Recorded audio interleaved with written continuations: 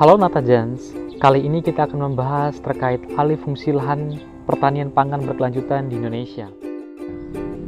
Tahukah kamu bahwa Indonesia merupakan negara agraris dengan luas sawah mencapai 7,1 juta hektar. Alih fungsi lahan sawah di Indonesia sudah sangat tinggi dan mengkhawatirkan. Hampir 200.000 hektar beralih fungsi menjadi tanah non-pertanian, menjadi lahan industri, kawasan komersial, dan lain sebagainya.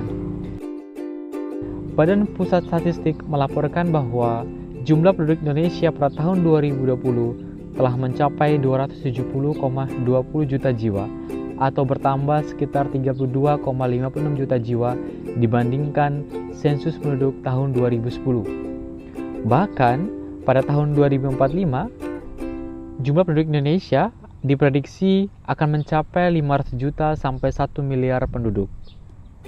Laju pertumbuhan ini menunjukkan bahwa kebutuhan akan pangan di Indonesia dipastikan terus bertambah di setiap tahunnya. Namun, permasalahannya adalah banyak lahan pertanian yang telah beralih fungsi menjadi kawasan pemukiman atau kawasan lainnya. Apabila hal ini terjadi, maka masalah yang akan timbul antara lain, yang pertama, produktivitas pertanian akan menurun. Hal ini akan menyebabkan kebutuhan pangan bagi masyarakat Indonesia tidak terpenuhi secara optimal. Yang kedua, lahan pertanian yang berada di sekitar industri akan terjadi pencemaran akibat limbah atau polusi terhadap tanah maupun udara. Masalah yang ketiga adalah konversi lahan akan menyebabkan perluasan areal yang kemudian akan mengancam ketersediaan pangan. Yang keempat adalah alih fungsi lahan bisa menyebabkan bencana alam. Lalu, bagaimana kita menyikapi hal ini? Yang pertama, perlu kita ketahui bahwa pemerintah pusat telah menerbitkan Undang-Undang Nomor 41 Tahun 2009 tentang perlindungan terhadap lahan pertanian pangan berkelanjutan dan mengatur tentang penetapan lahan abadi agar terlindungi dari alih fungsi lahan. Presiden Joko Widodo juga telah memperkuat undang-undang ini dengan mengeluarkan Peraturan Presiden Nomor 59 Tahun 2019 tentang pengendalian alih fungsi lahan sawah. Saat ini ada 7,1 juta hektar lahan baku sawah yang tercatat, termasuk di dalamnya ada 5 juta hektar lahan yang sudah ditetapkan sebagai lahan pertanian pangan berkelanjutan. Lahan yang telah ditetapkan sebagai lahan abadi tidak boleh diganggu-gugat sebab ada ancaman hukuman pidana bagi para pelakunya.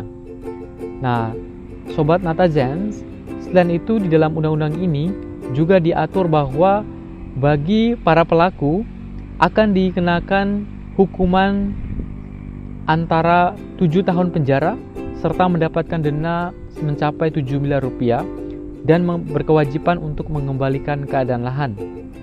Nah, harapannya Natajans, adanya undang-undang ini diharapkan dapat meminimalisir upaya alih fungsi lahan pertanian di Indonesia.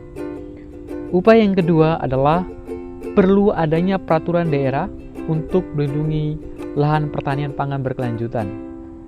Jadi, masing-masing pemerintah daerah harus melakukan koordinasi antara lintas sektor untuk mengklarifikasi, berdiskusi, dan menyepakati luasan lahan pertanian abadi yang kemudian akan ditetapkan oleh Menteri Agraria atau Badan Pertanahan Nasional.